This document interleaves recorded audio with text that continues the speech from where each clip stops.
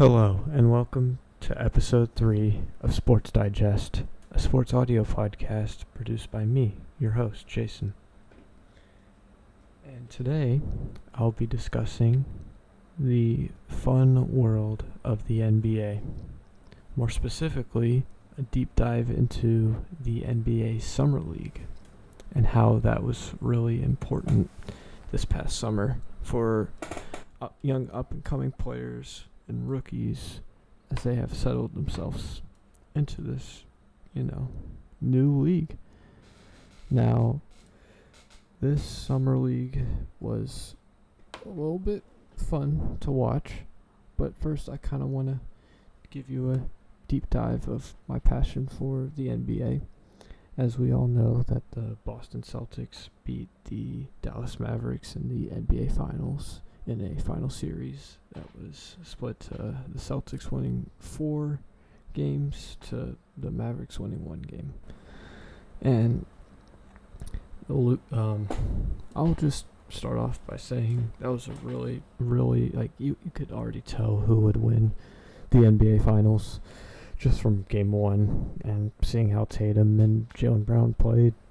You already knew they just played much better than the Mavericks have, and they overpowered Luka and Kyrie and Derek Jones Jr. and the Celtics get their, I'm pretty sure, 18th championship this past year. And congrats to the Boston Celtics for winning their 18th championship, surpassing the Lakers with the most NBA championships with 18 to the Lakers 17. And once again, congratulations to the Boston Celtics.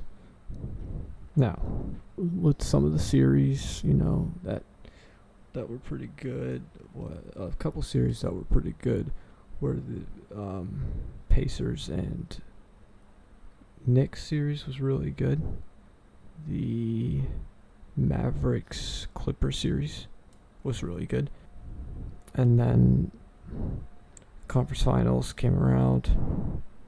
The Mavericks beat the Thunder in, I think, 6 games. And Luka propelled himself to their first NBA Finals appearance since 2011, back when they had, Dirk Nowitzki, Jason Kidd, who's now their head coach, Jason Kidd, Jason Terry, Sean Marion.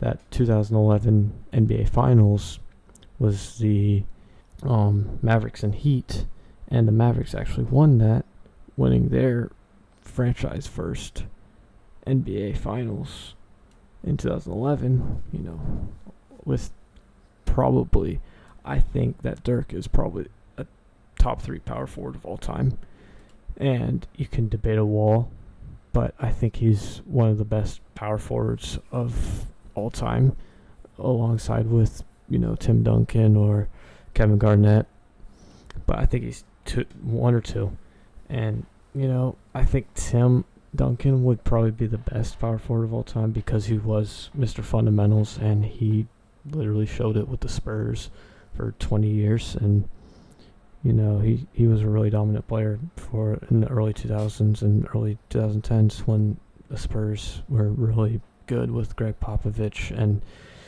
how they come to their upbringing. But going from Spurs and all that stuff, and with that whole team with Tony Parker, Manu Ginobili, and later on Kawhi Leonard, when he got drafted there, he was a really great player out of San Diego State, and we all know Kawhi, and he is a fun guy, and he got traded from the Spurs to the Raptors for DeMar DeRozan and a couple other pieces. I don't remember the exact details of the trade because he's on a different team now. He's on the Clippers now, and he won his chip with the Raptors, with Fred VanVleet, Kyle Lowry when he was still there, Pascal Siakam, who's now a Pacer as of this past year when he got traded. from Toronto to Indiana. And when that whole situation happened, they really got a team going. And only look forward for the Pacers and Pacer fans. You guys have a lot in the future to look forward to. You guys got a great young team with Halliburton and, Andrew Nembhard and Pascal Siakam. That's a great three. Those are three great players that can, be really young and defensive-minded. Plus, you got Miles Turner still and Obi Toppin. I think hands down you have one of the best, young rosters in the NBA. And going to what my theory was on the Mavericks, before I digress. When the Mavericks had with Dirk and Jason Terry and all them in 2011 finals, when they beat the Heat in 6 games, that team was more well-rounded, and not many teams could beat that Heat team, that old Mavericks team. And they were going up against LeBron, Chris Bosh, Dwayne Wade, and Ray Allen. And Ray Allen had an infamous Game 6-3 against the Spurs in the following finals, where he was set up in the corner. Tim Duncan wasn't in the game. He wasn't subbed in. And I might be talking really loud right now, but I assure you I'm not. But he had this very famous clutch 3, and it was just iconic from the Mike Breen play-by-play of, James catches, puts up a 3, won't go, rebound Bosh, back out to Allen, his 3-pointer, and the rest is history. And if Ray Allen didn't hit that 3, they wouldn't go to overtime, and they would lose the series right then and there. And Ray Allen just stepped up and bang, as Mike Breen has coined to say over the past 25 years. And Mike Breen, like, he has those iconic finals calls, and he's incredible, man. He is someone I look up to as a sports broadcaster. He is incredible, and he has one of the best voices, most recognizable voices in sports media, and he does a pretty good job at what he does. And credit with Doris Burke, and then now Lakers head coach JJ Redick. But both of them been together by their side. And then before Doris Burke, it was Mark Jackson and Jeff Van Gundy. And, the finals crew and how they, do it is a really good job. They do a really good job. But on to the Summer League, and congrats again to the Boston Celtics for winning the 2024 NBA Finals. So, with the Summer League, basically what the Summer League is, it is a 2-week tournament inside of Vegas, and where you see rookies and second-year players go out to play for the first time with their new team or with a different team, etc., etc. You get to see the rookies play their first games as a rookie in a uniform by the team they were drafted to. And I'm going to briefly discuss the Summer League in a little bit, but right now I'm going to talk about the 2024 NBA free agency, which was quite a bit, if I'm being honest with you guys. And the NBA free agency kind of hits a little bit different than how NBA free agency works, or with NFL free agency, with how NFL free agency works. Now, the NBA free agency is a little bit different than the NFL. I mean, it's the same thing. You're basically signing players and you're improving your roster from bottom up. But I'll tell you right now, NBA free agency is a little bit more exciting each year than NBA free agency, than NFL. I keep on saying the reverse of what I want to say. NBA free agency is a little bit more exciting than NFL free agency, because with NBA free agency, it's like players go from, getting released or their contract expires with their current team, and from then on they can choose to be a free agent, or they can re-sign with their current team, or if they just hate the contract that they currently have, they can just ask to be released, and then from there they'll be in the free agent moratorium, which is a period of time. I think it's like 4 days from when, in that time, the player tells the current team where they're going to sign and how they'll end up signing with the team that they're playing for, and they'll tell the team that they currently play for who they sign for and who they sign with before anyone else knows. But that's pretty much how a free agent moratorium works. But we're well into free agency after it started, July 10th to July 9th, something like that. But some of the most important free agents I'll list off to you with their old team and with their current team. So OG Anunoby, he has re-signed with the New York Knicks, which is huge. And he's a great combo guard for them. He provides great defense, and he can really stretch the floor out if you needed to. And he did suffer an injury at the end of the playoffs, but he's going to be back and he's going to be healthy, and kudos to OG, man. He deserved his extension. He also was part of the trade from the Pascal Siakam trade from Toronto to New York. Next up, Kyle Anderson, going from the Minnesota Timberwolves and now signing with the Golden State Warriors in a sign-and trade. And that's a pretty decent deal for the Warriors, because they add more depth to their roster in that, two guard or small forward position.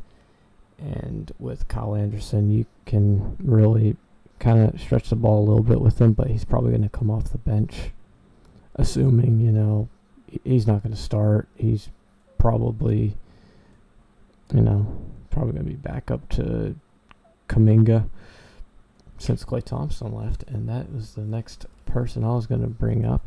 Klay Thompson went from the Golden State Warriors to the Dallas Mavericks on a 3-year deal, and that was the biggest news of all in free agency.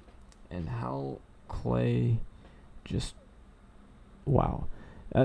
that Mavericks team is going to be Luka, Kyrie, Klay. I'm guessing probably Gafford and Lively are going to play at the 4 or 5, and the Mavericks look pretty dang impressive from their slew of moves. And from what I've seen, from what the Mavericks could do, they could very much use someone like Klay Thompson. He's a great 3-and-D player, meaning he can shoot any shot on the floor, and he has pretty decent defense too. And that's why it's called a 3-and-D player, because he can shoot the ball really well and he can defend really, really well. And I view Klay as that. If you don't, you don't. And I think I would value him as a great 3-and-D player for Dallas. And to pair him with Luka and Kyrie, come on now. They're destined for another great playoff run next year. Next, Mo Bamba went from the 76ers to the LA Clippers in a 2-year deal. Nicholas Batum went from the 76ers to the Los Angeles Clippers over a 1-year deal. Malik Beasley, the Bucks guard, went from Milwaukee to the Detroit Pistons, alongside Tobias Harris has also left the 76ers and went on to join the Pistons. Patrick Beverley remains unsigned as of July 24th. Sadiq Bey has signed a deal with the Washington Wizards, coming from the Atlanta Hawks. Bol re-signs with the Phoenix Suns. Miles Bridges also re-signs with Charlotte, the Hornets. Thomas Bryant re-signs with the Miami Heat. Alec Burks came over from the New York Knicks and now signs a deal with the Miami Heat. Kentavious Caldwell-Pope, the Denver Nuggets shooting guard and former Lakers shooting guard, signs a deal with the Orlando Magic. Colin Castleton and Max Christie both re-signed with the Lakers, and I think Castleton signed on a two-way deal, meaning he gets some G League time and he gets some playing time. Two-way contract. Nicholas Claxton re-signed with the Brooklyn Nets. Robert Covington is yet to sign anywhere. Jay Crowder is yet to sign anywhere. Seth Curry, the younger brother of Steph Curry, re-signs with the Charlotte Hornets. DeMar DeRozan. Now this one was kind of recent. It was a couple weeks ago, but DeMar DeRozan went from the Chicago Bulls to now being a part of the Sacramento Kings in a 3-team trade. And that was pretty interesting. Andre Drummond has left the Chicago Bulls and is now joining the Philadelphia 76ers, which I think the 76ers have won free agency just off of players alone. Chris Dunn has signed with the LA Clippers, coming from the Utah Jazz. The next set of players include Luka Garza. He re-signs with the Minnesota Timberwolves. And here's another blockbuster free agency deal. Paul George, the Clippers small forward, signs a 4-year deal to go to the Philadelphia 76ers. Now, I look at that 76ers team now, since they both re-signed Maxey and can't think of his name. Oh well. Tyrese Maxey got a pretty nice deal. And you're gonna pair him with Paul George and Embiid. That's a pretty good team. I'm not gonna lie. That's a really good team. The 76ers are already contending for the East. They're going to be a stronger contender now with someone like Paul George. And what Paul George brings to the 76ers is defense. And that's something that the 76ers have lacked. We saw it in the Knicks series, and they couldn't defend, Jalen Brunson or Julius Randle wasn't even in the playoffs because he was injured in March. But he's going to bring great shooting depth, and he's going to be starting, and he's going to be a really good player. Granted, he is 34, and Paul George is signing to a 4-year deal. He got a max, I think, a 4-year, $226 million deal. And Paul George gets a new team in Philadelphia. And that'll do good things for 76ers. If there's any 76ers fan listening to this, your future is looking really bright. At least the short-term future is looking bright. I think you'll get 2 or 3 good years with Paul George, and then you'll be ready to cut him. But other than that, for right now, Paul George is a great fit for your team. Eric Gordon, also another 76er, converted from the Phoenix Suns, coming over from the Phoenix Suns. The Clippers also re-signed James Harden, which was pretty big. Gary Harris also re-signed with the Orlando Magic. Tobias Harris went from the 76ers to the Pistons, but that kind of doesn't matter since you guys got Paul George to replace Tobias Harris with. But Tobias Harris is heading to the Pistons, where he started his career. Isaiah Hartenstein went from the New York Knicks to the Oklahoma City Thunder. Gordon Hayward is still an impending free agent. And another kind of big sign-and trade was Buddy Hield. Buddy Hield got a sign-and-trade deal from the 76ers to the Golden State Warriors. Now, that's a really big thing for the Warriors. That's probably going to be Klay Thompson's replacement, is Buddy Hield. And that Splash Brothers, man, that's going to be, that's a sad thing. A dynasty gone just like that. I mean, it's still going to be Steph, Buddy Hield, Draymond Green, and a couple others. I'm sort of missing a few other pieces from the Warriors, but it's all right. They got Buddy Hield, and I think he's also a really good 3-and-D player and great player to pair up with someone like Steph Curry, being the best shooter of all time and the best shooter in the league, perhaps. Aaron Holiday resigns with the Houston Rockets. Joe Ingles goes to the Timberwolves, coming from the Orlando Magic. Reggie Jackson has gotten cut by the Hornets. LeBron James has signed a 2-year max with the Lakers, keeping him secured. Isaiah Joe has stayed with the Thunder. Keon Johnson has re-signed with the Brooklyn Nets. Derrick Jones Jr. leaves the Dallas Mavericks, someone we were talking about earlier when they made their finals run and their finals appearance for the first time since 2011. He leaves the Mavericks and joins the LA Clippers on a 2-year prove-it deal.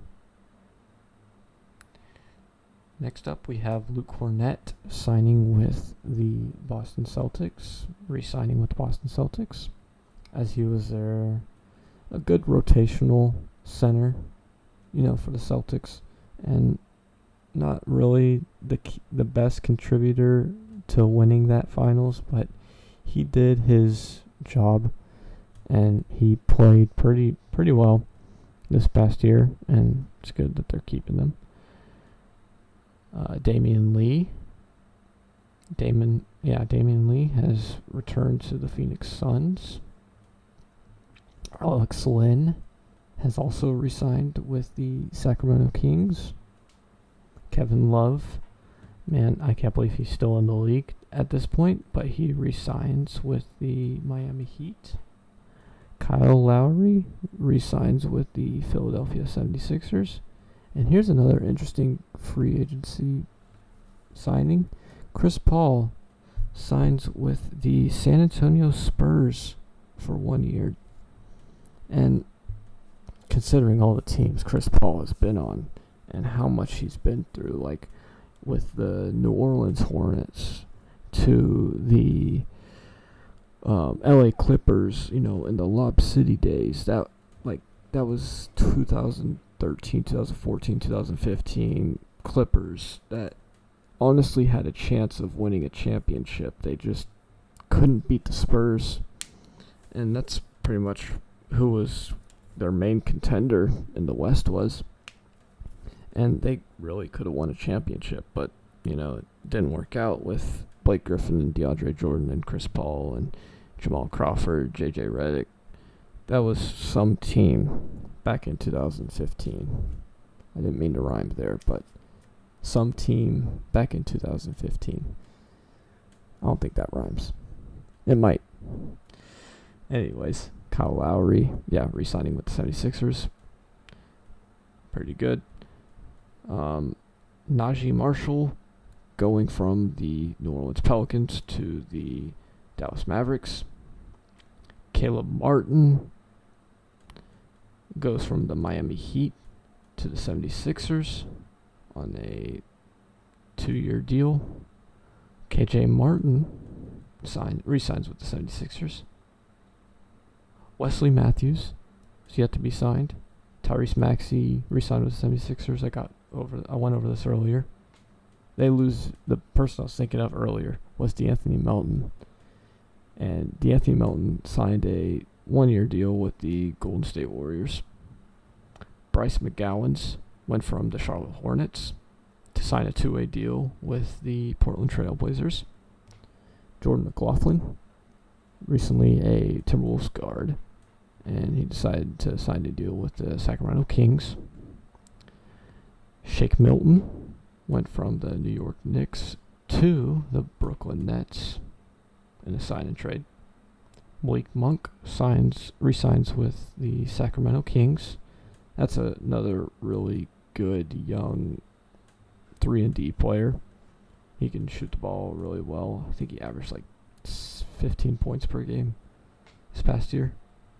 Yeah, around that. Monte Morris goes from the Minnesota Timberwolves to the Phoenix Suns on a prove-it deal. Royce O'Neal re-signs with the Suns. Josh Okogie re-signs with the Suns. And the Suns, they got swept by the Timberwolves in the first round. I don't know how they got swept by the Timberwolves in the first round, but if you get swept in the first round at all and you have that team of Kevin Durant, Devin Booker, and Bradley Beal, I don't know how you get swept. Seriously. Maybe some players were hurt, fair enough, but you still got Devin Booker and Kevin Durant. How do you get swept by Ant and Cat and Rudy Gobert? I don't know. That's a question for the Phoenix Suns, but it looks like they did some decent moves in free agency. They re-signed their main bench players in Royce O'Neal and Josh Okogie, so can't fault them for that. Kelly Oubre Jr. re-signing with the 76ers. A descent of the 76ers, Cameron Payne, leaving the 76ers for the New York Knicks. Drew Peterson stays with the Boston Celtics. Mason Plumlee going from the LA Clippers to the Phoenix Suns. Kevin Porter Jr. going from being international to the LA Clippers. Taurean Prince coming from the Lakers goes to the Milwaukee Bucks. Dario Saric signs with the Denver Nuggets after previously being with the Golden State Warriors. Paul Reed goes from the Philadelphia 76ers to the Detroit Pistons. Manuel Quickley re-signs with the Toronto Raptors. Neemias Queta re-signs with the Boston Celtics. Trevelyan Queen re-signs with the Orlando Magic. Paul Reed goes from the Philadelphia 76ers to the Detroit Pistons. Pascal Siakam re-signs with the Indiana Pacers, which is really good for the Pacers because the Pacers have a really good young team, and they should be on the lookout for being contenders in the Eastern Conference. And I can say that with the biggest grain of salt. But I think they'll still be in the playoffs next year after what a great run they had, like with Halliburton, Siakam, and Nembhard. Like those three just prodded big time. And same thing with TJ McConnell. They had a really good, strong run in the playoffs, but ultimately lost to the Celtics in 5 games. But look out for the Pacers next year, man. Don't sleep on them. Jalen Smith went from the Pacers to the Chicago Bulls. Garrett Temple, the Toronto Raptors guard, re-signs with Toronto Raptors. Daniel Tice goes from the LA Clippers to the New Orleans Pelicans. We mentioned Klay Thompson to the Dallas Mavericks, and how that will be impactful is that Klay is, he is incredible. He still shoots the lights out every chance he gets, and, about Klay, I'll tell you guys more about Klay in just 1 second. And I am back. Here we go. This is my thoughts and my take on the Klay Thompson deal. I think it's perfect for someone like Klay, as a great perimeter 3-point shooter, and he brings that great perimeter and interior defense to the Dallas Mavericks. Coming from that Warriors team and that whole dynasty when they had Klay, Steph Curry, Splash Bros, and they were the best at their time. They were really the best three-point shooters, you could ever ask for in a team.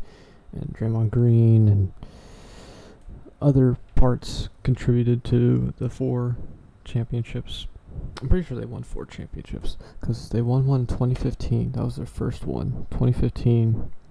Then 2017, because that was the year that they signed Kevin Durant, which was one of the biggest moves ever by an impending free agent to join someone after the Thunder blew a 3-1 lead to the Golden State Warriors in the Western Conference Finals in 2016.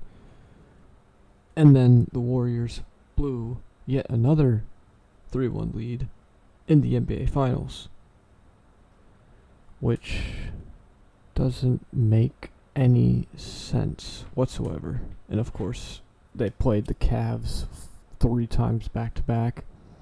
They won in 2017, so that's 2, 2015, 2017, 2019, or 2018, they won. They were going for a three-peat against the Raptors, but they lost. Then COVID, and then the NBA stopped, the whole world stopped. The bubble happened, they didn't win the championship.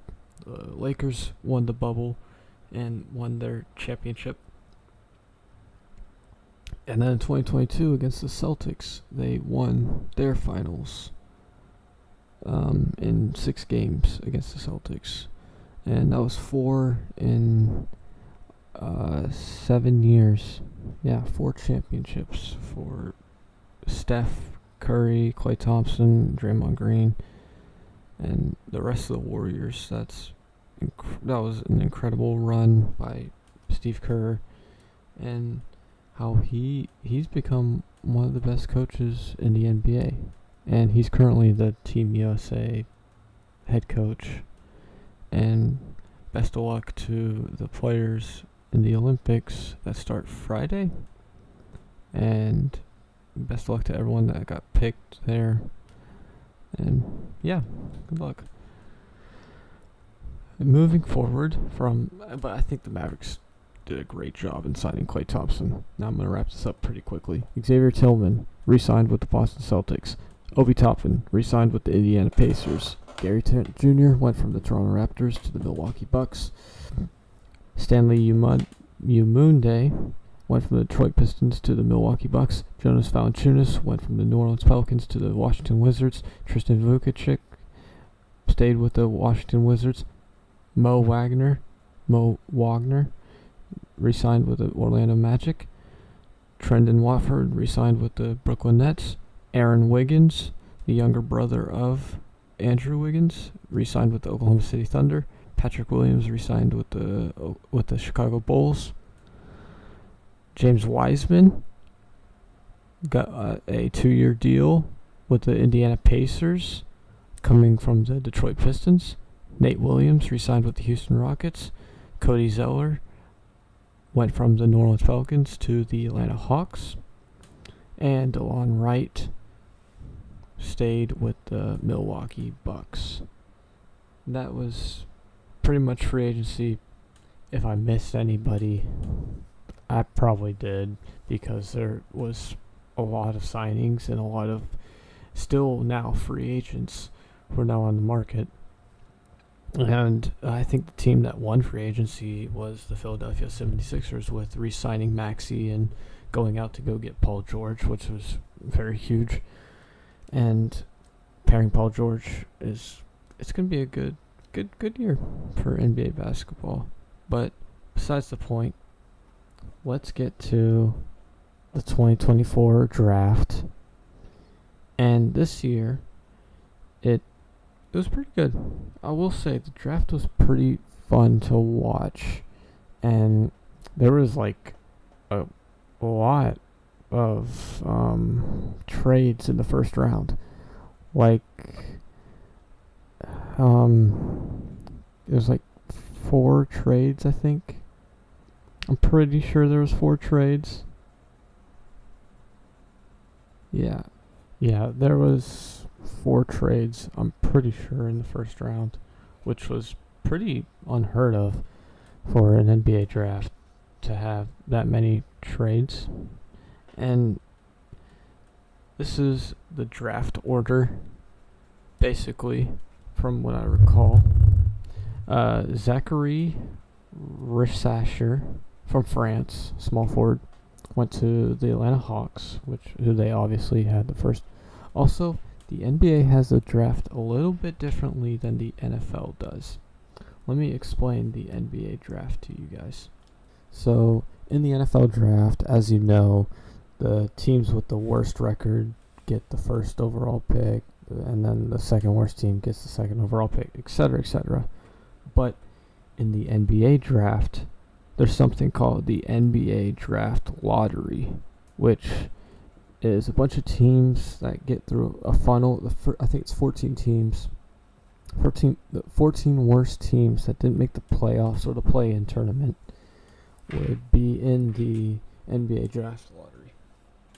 Now, some teams have a chance to make the top 4, but I think the NBA Lottery is one of the most rigged things ever, and it's not how you should have a draft, but you basically have a percentage chance to have the number 1 overall pick.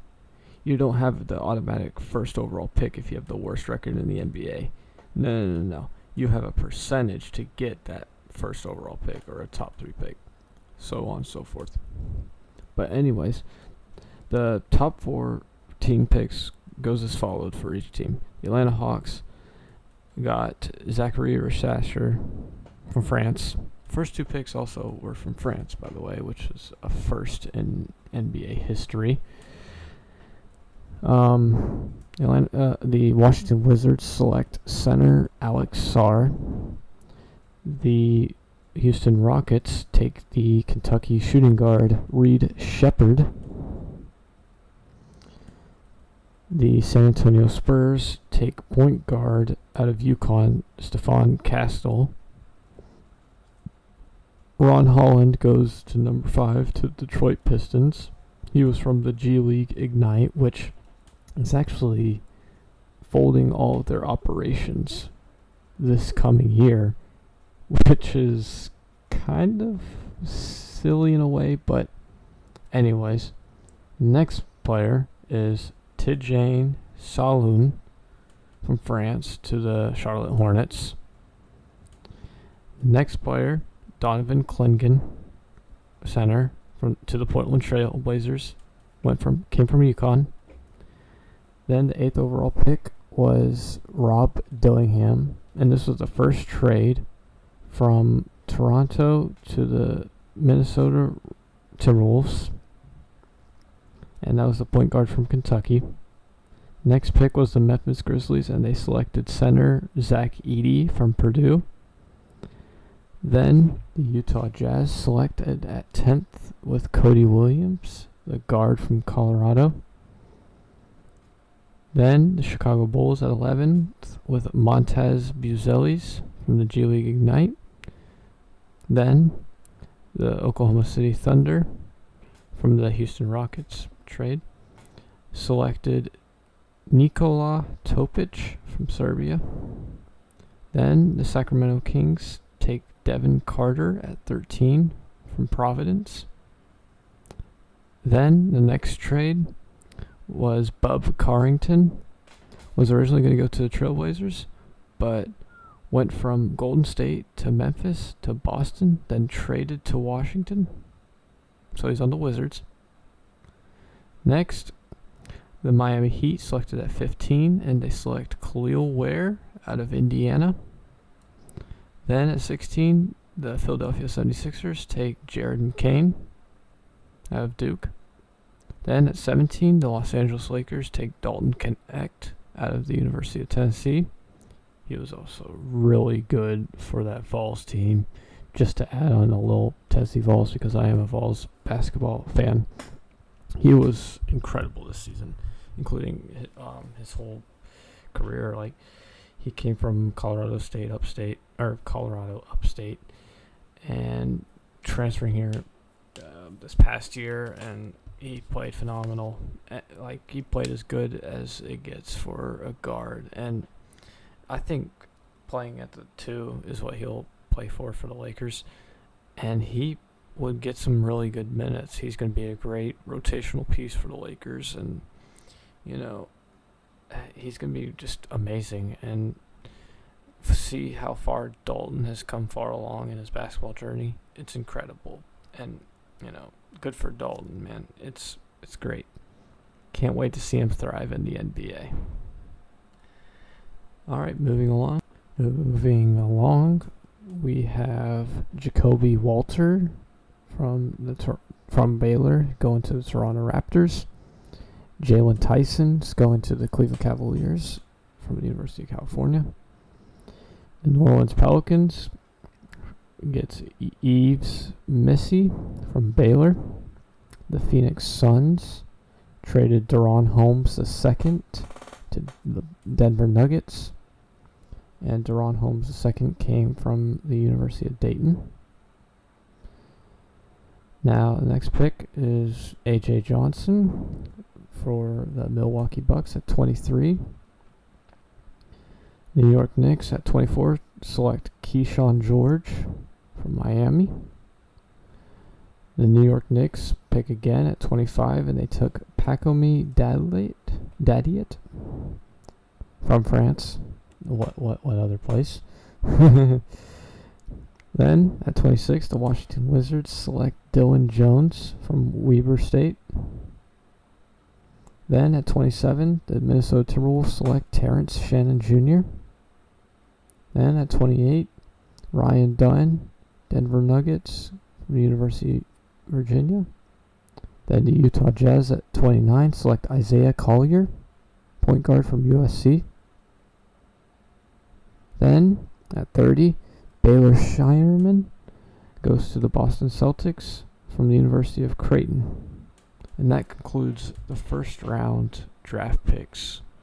And the key ones that are going to make an impact on day one, well, they've already made some sort of impact with the Summer League, but Keyshawn George out of Miami is going to make a big impact to the Knicks.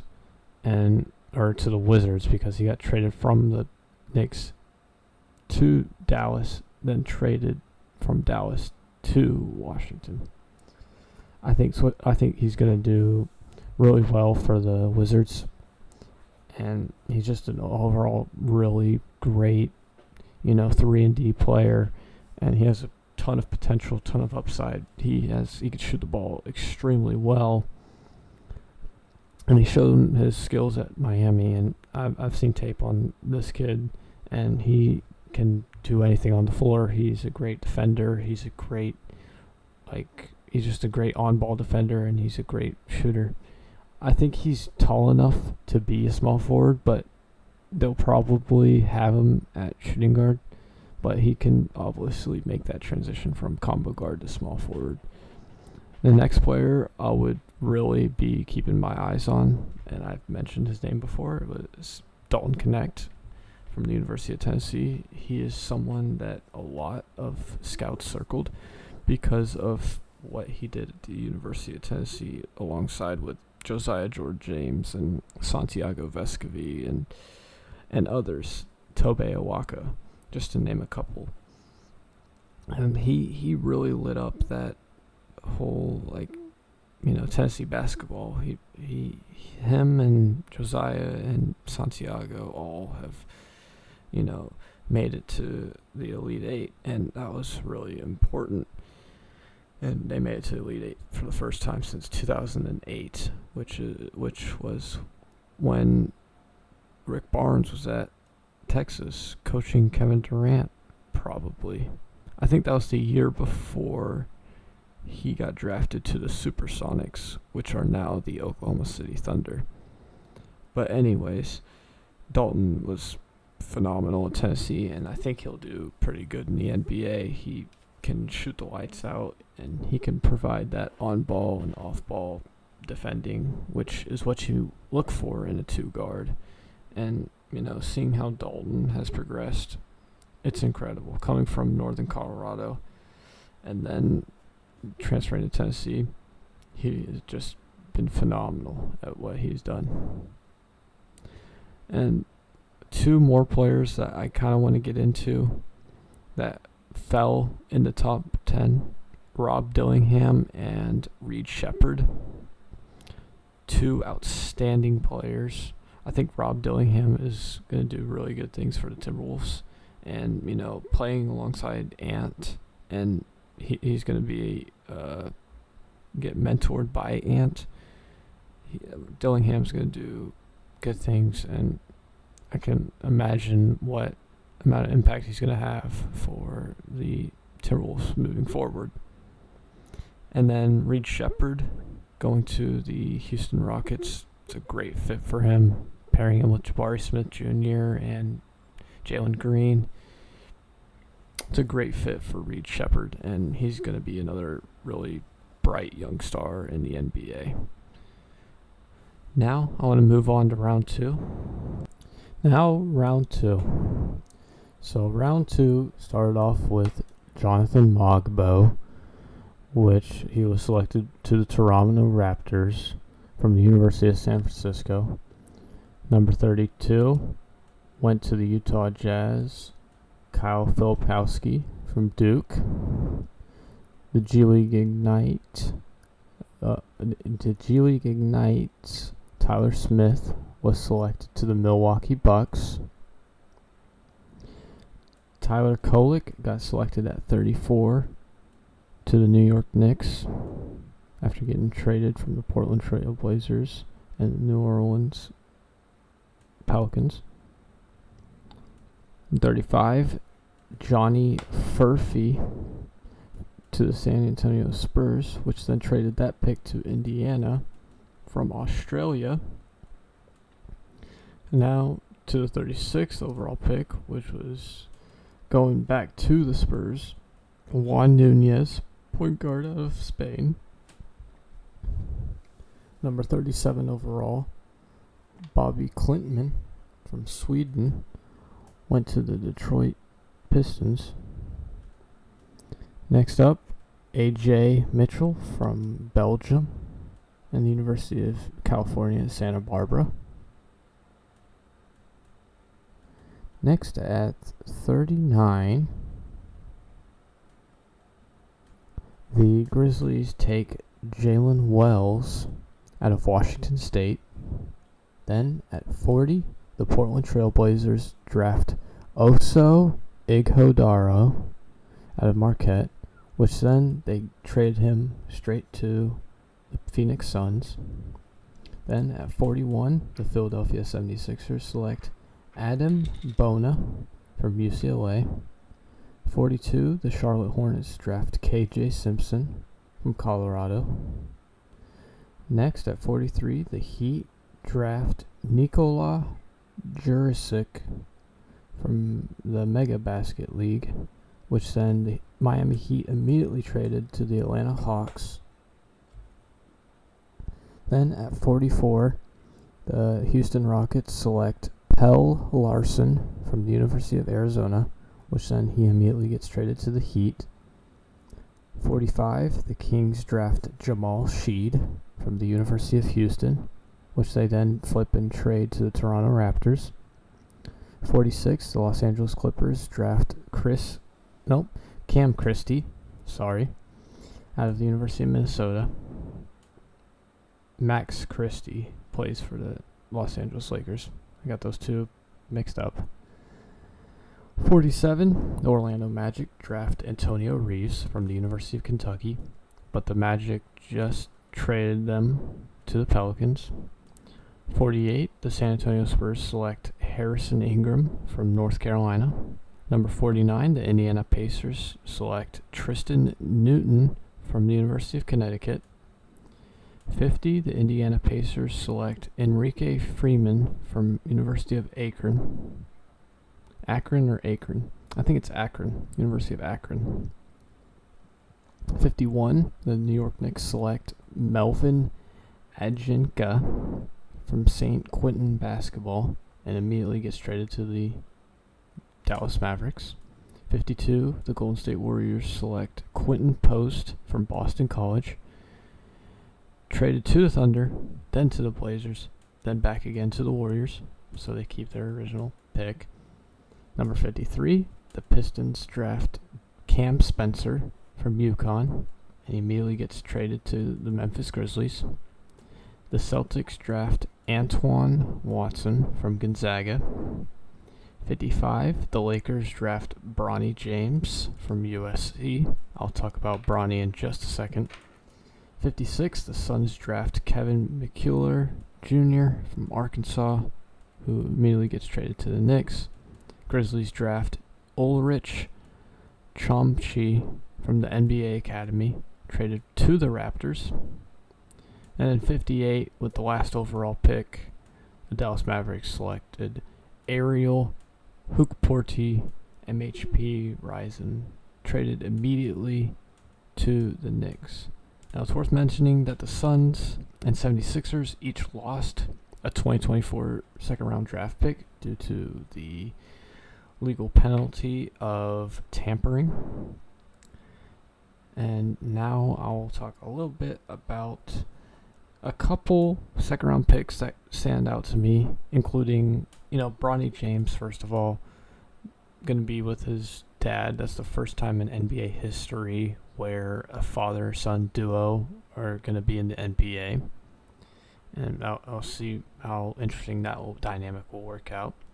And two other players that to keep my eyes on are Kyle Filipowski, that the Utah Jazz selected at 32, and honestly Cam Christie from the Clippers. And both these players are going to do really good for their teams, with Filipowski joining a really already decently Jazz team. They need to do a little bit better coaching, though, fundamentally. And the Clippers, another still solid team because they retained James Harden. They still have Kawhi coming back from an injury.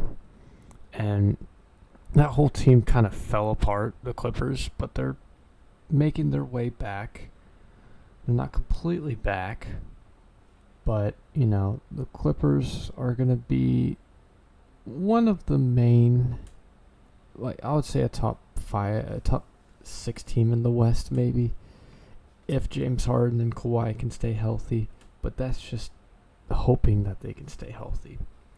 If they don't stay healthy, then they're kind of going to be out of the playoffs again. And, they didn't make any noise, even with how they acquired James Harden trade this past year. It's going to be difficult for them to build up. And after losing Paul George to the 76ers, there's so many question marks with that Clippers team. But hopefully with adding Doug Christie,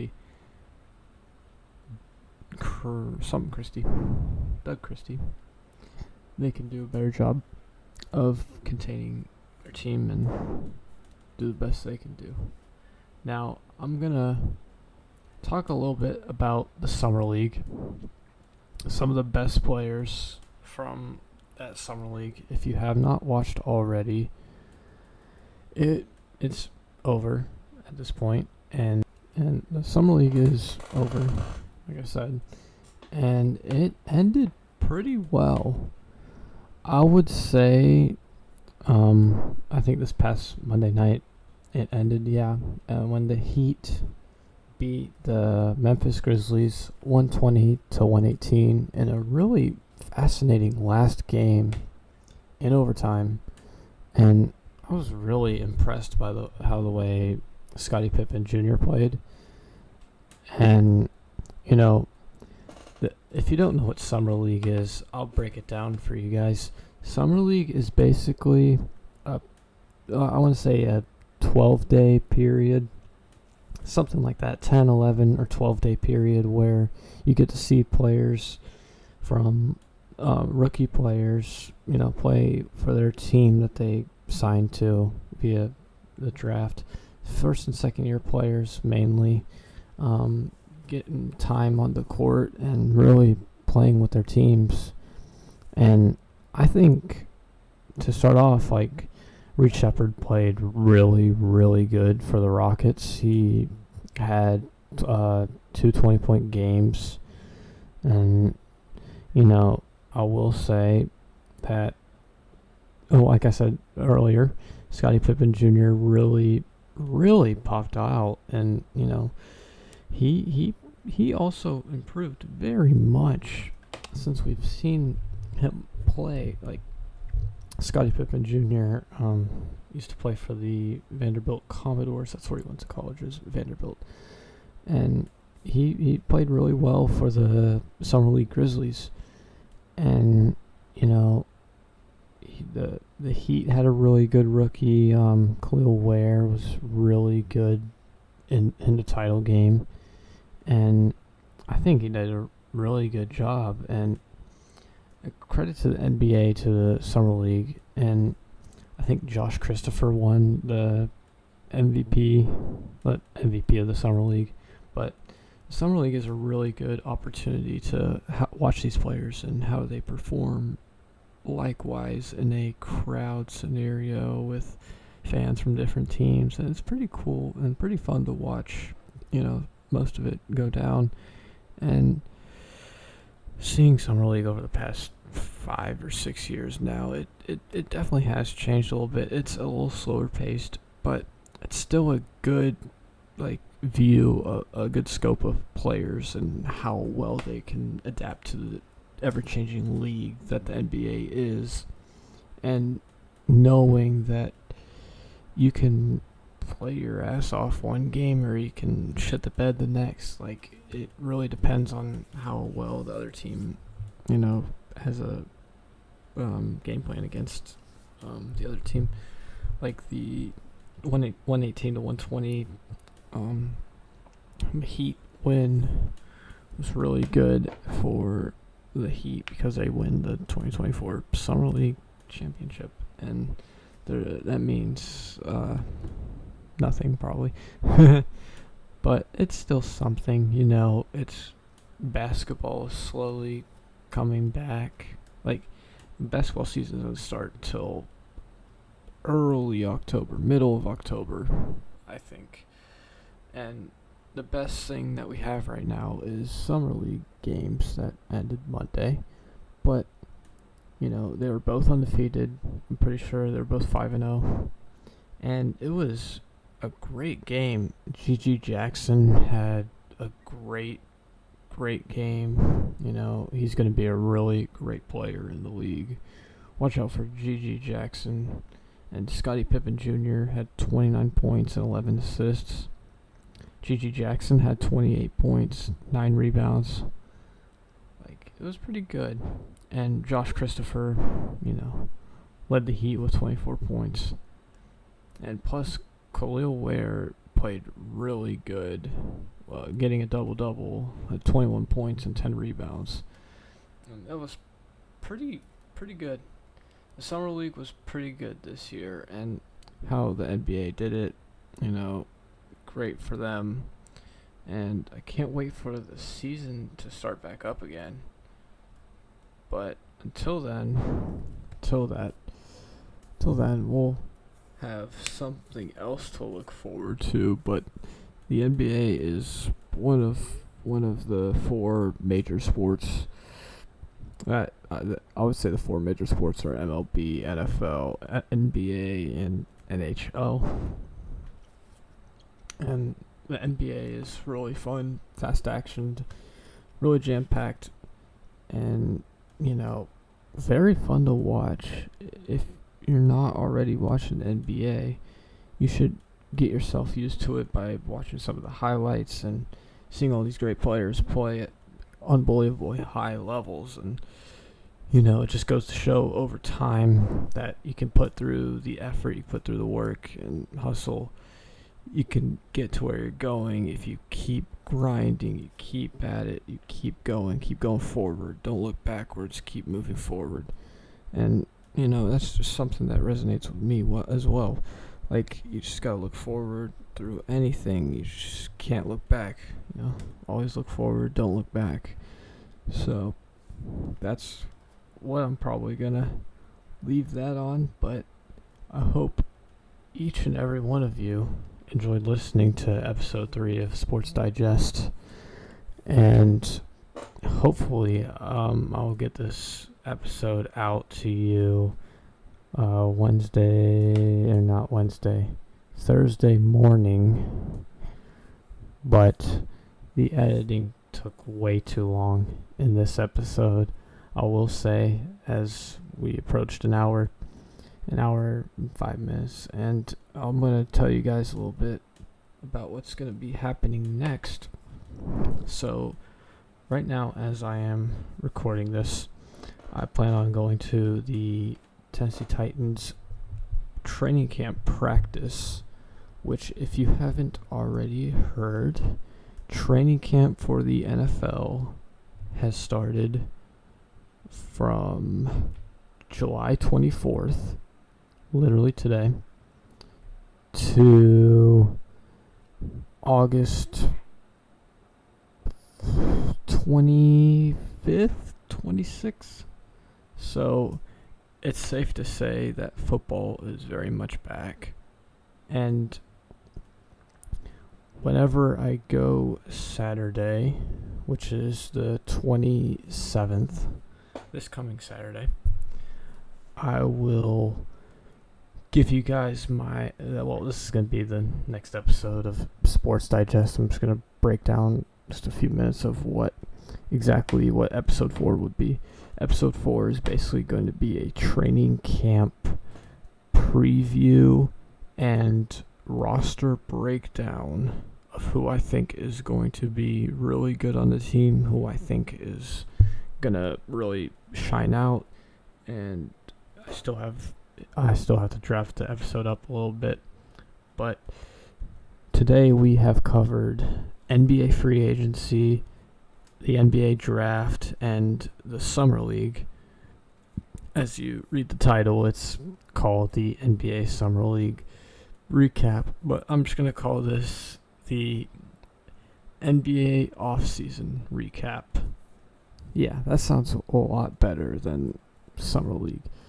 But I'm just going to call it the Offseason Summer Cap. But basically what episode 4 is going to be is where I'm going to tell you guys all my note takings in camp, and there will be plenty of pictures and videos, and I'll be sure to get that to the Instagram. Follow me at Titans Daily, or subscribe to me on YouTube, TITANZ,